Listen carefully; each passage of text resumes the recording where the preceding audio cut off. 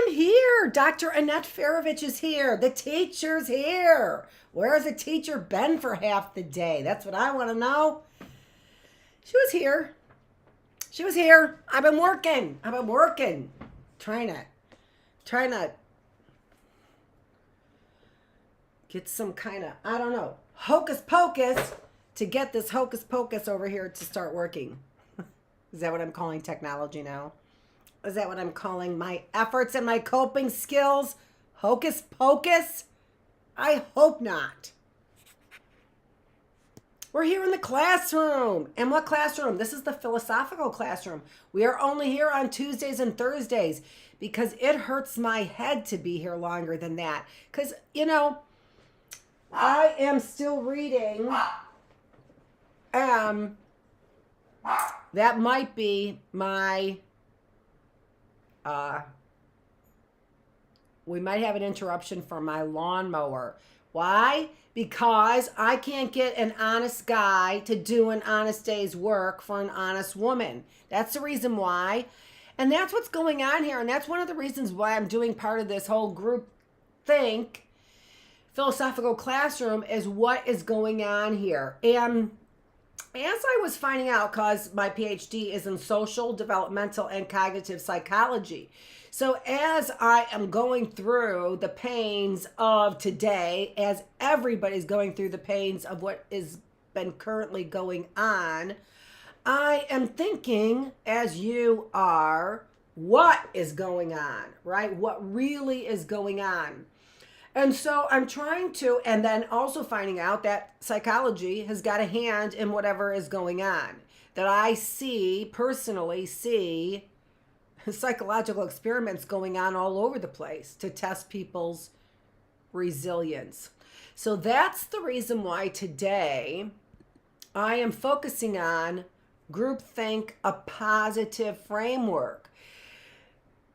And even as I'm reading and going more and more into The Lost Boys by Gina Perry, I am seeing the light at the end of the tunnel.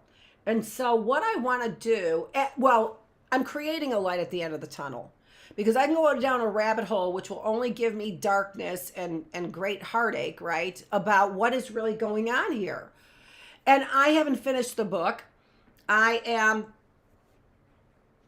this far in the book, so I'm almost halfway through the book, but then I plunged forward to see if there's going to be something I don't want to read, because I keep having this feeling of dread, right? Like I'm going to start reading something that I don't want to read, and then I'm not going to be able to unthink it or unread it or unsee it. And that actually brings me to another point that, as long as I've got that segue, I'm going to go into. The other day I was watching a documentary, which I'm getting sick of these videos being called documentaries when they, and sometimes, who even knows, they're half pornographic, trying to send you over someplace. And it was on in the background, it was on this tickling guy. So this guy who is a pervert and, you know, and spreading, you know, and sex trafficker, clearly a sex trafficker who got 10 months and that's all he got for trafficking. And, but I don't know what people are doing with the sex trafficking laws, or they're acting like they don't know what to do with the laws, but they really do, but they don't want to enforce them because it's cha-ching, cha-ching, cha-ching, right?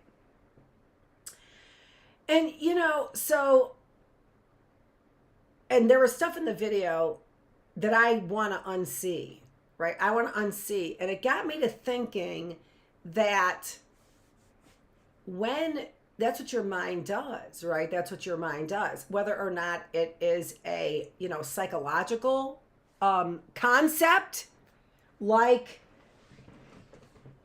the robber's cave experiment, right? Whether or not it's a psychological concept, whether or not it's a visual, like the tickling video that I saw.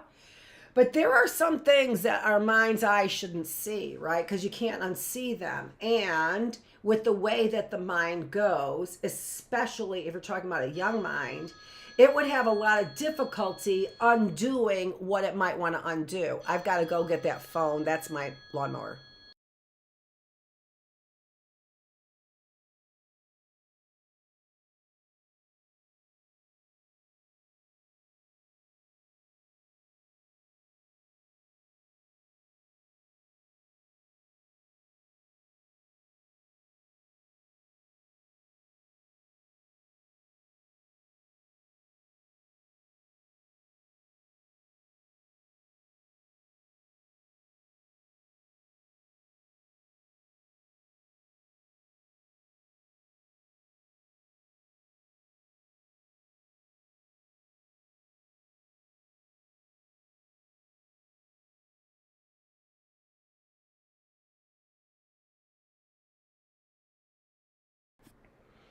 Okay, so we're going to have an interruption in about 20 minutes, probably less than that, because he seems like he's further or closer than that. But I will be getting I'm so happy because I'm going to be getting a lawnmower.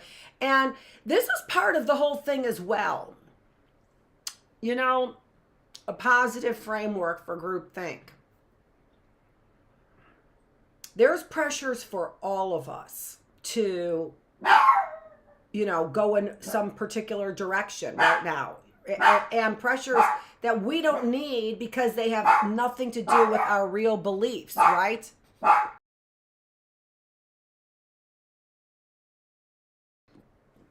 I mean, it would be different if I were being, had a conversation with somebody about something that was really important to me and was, down deep one of my real beliefs. But to sit over there and be tugged in all kinds of different directions by nonsense that you had no plan of putting energy into, and now you have to, right? One of the things for me is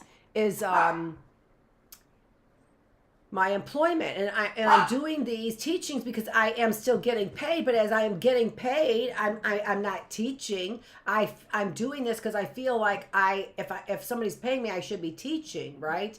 And so it's this framework that is going on that's pushing us down. And I'm going to say this several times. So this is the introduction to the positive framework. Is what does it take? I'm going to cut to the chase. What does it take? It takes an individual is what it takes. And it takes an individual to break out of the group think is what it takes. And there are a lot of pressures that individual feels to not do that. But what did it take to create the group think?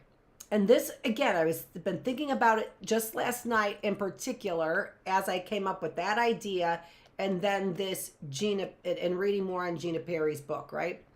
What did it take to create the group think? What it took to create the group think was one man's plan.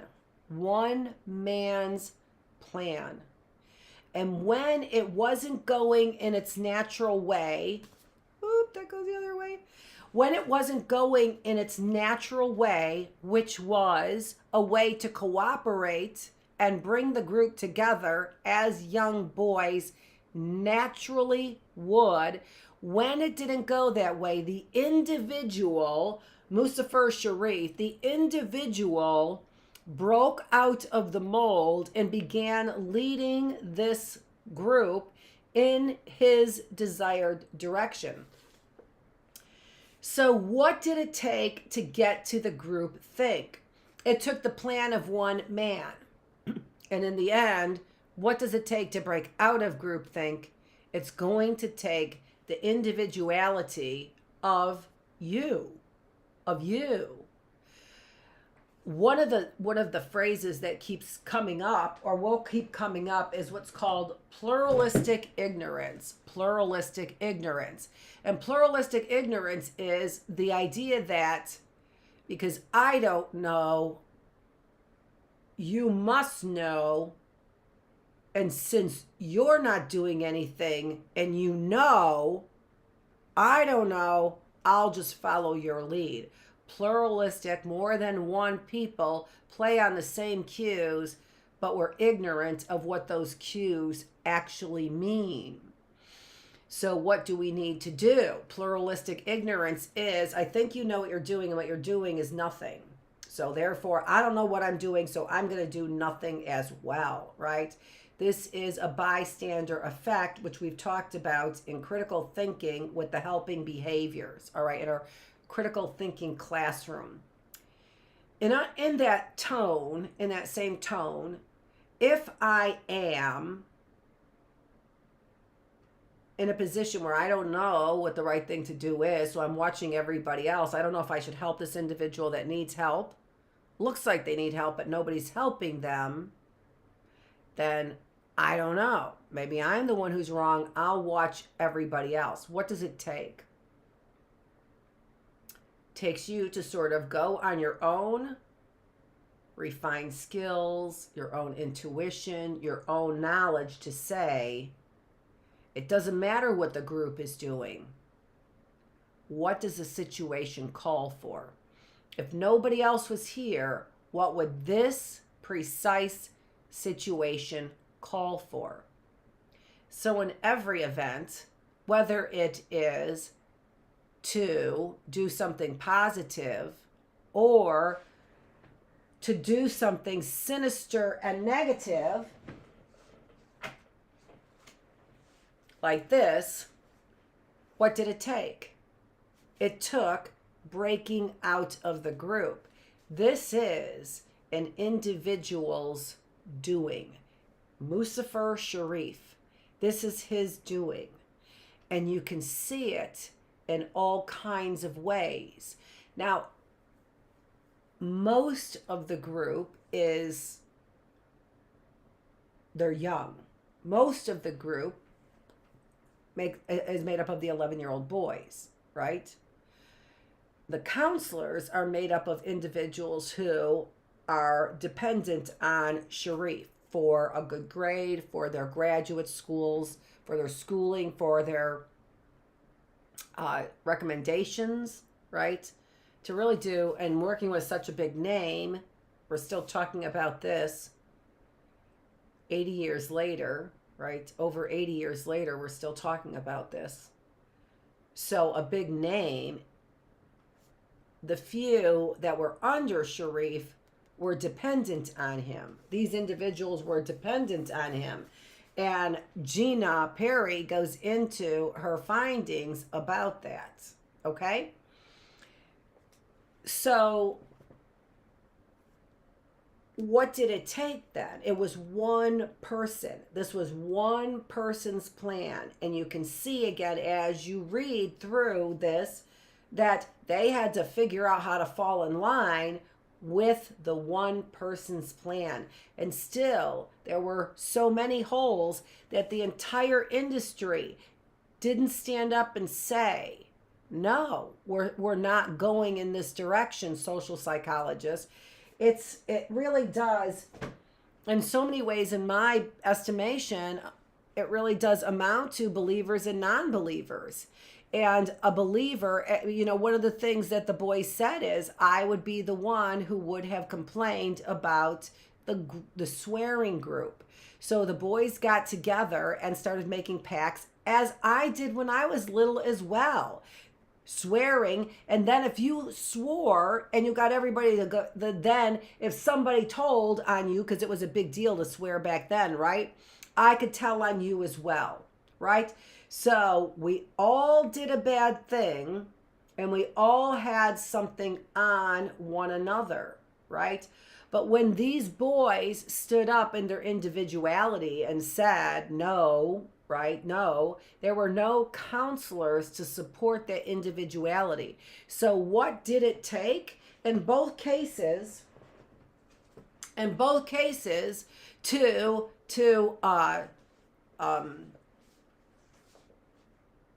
implement the evil plan, it was one individual's plan. And to get out of it, it took an individual to stand up. To get out of it. And this is in what? 2017? 2019? 2018, right in between.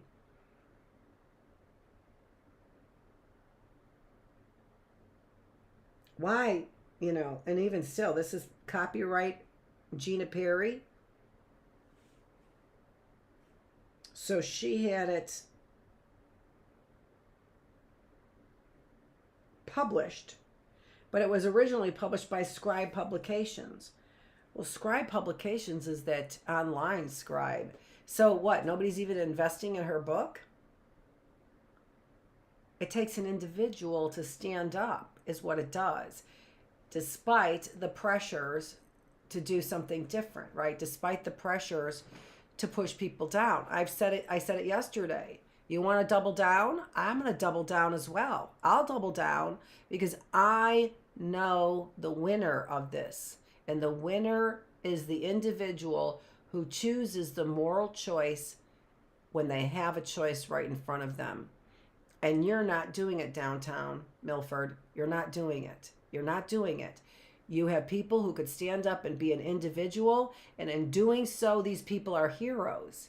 And I had the gentleman say the other day, morality is a moot point. Nobody cares about it anymore.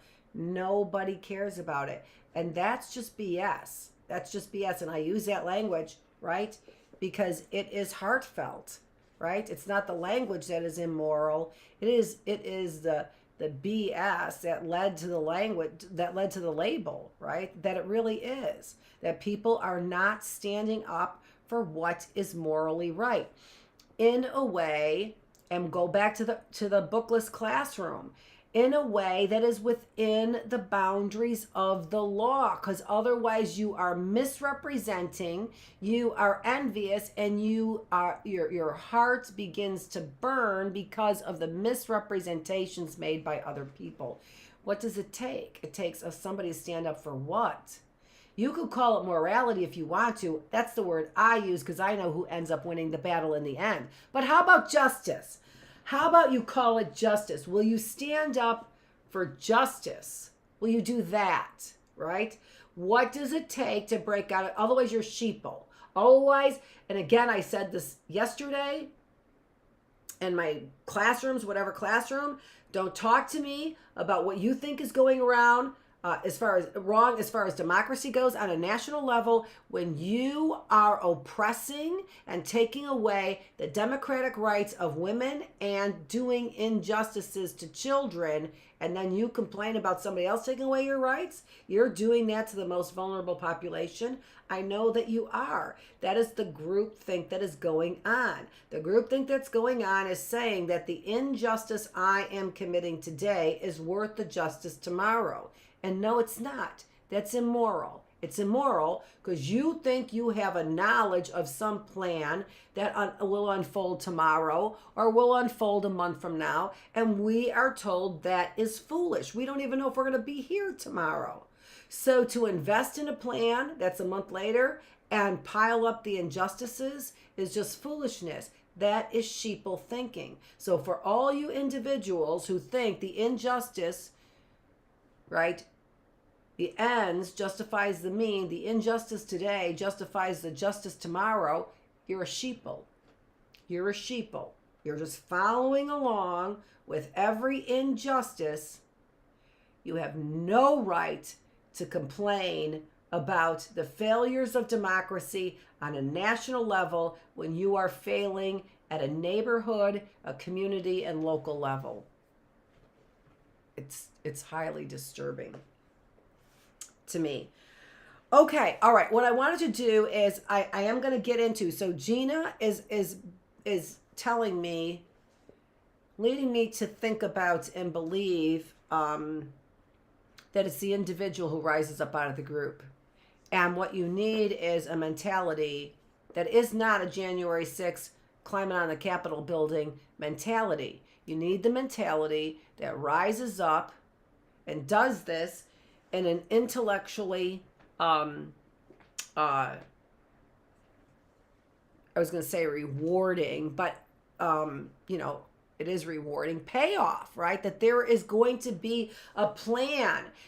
God didn't put us on this earth without a plan in place. And the same thing, if you want to escape the kind of problems that are going on, you need a plan. And the plan has to be based in moral choices every step of the way. Or justice. How about justice choices, if you want to call it justice, right? Choices for justice every step of the way. The ends does not justify the means. We see that here today in particular because of the numerous injustices that we see. Okay, let's go on here now. I wanted to explain, and then we'll get into a little bit more of this breaking out of the mold. But let me explain, and remember, all of these studies and the evidence that I'm showing you here has to do with evidence of this kind of group think. So here, Muzaffar Sharif in 1936 is taking a look at moving towards the group. in our concepts of autokinetic effect, which is the moving of a light in a dark room, right? How much did it move? We begin to think like the group.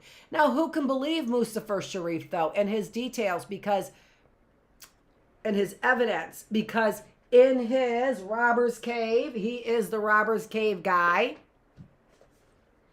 He is manipulating data and individuals in the study to spew out what he is hoping for, right? Working until all hours of the morning, early morning, 2 a.m. is the earliest, right? To get these things done. And we also know the kind of stress and pressure, the kind of work we do under that kind of stress and pressure.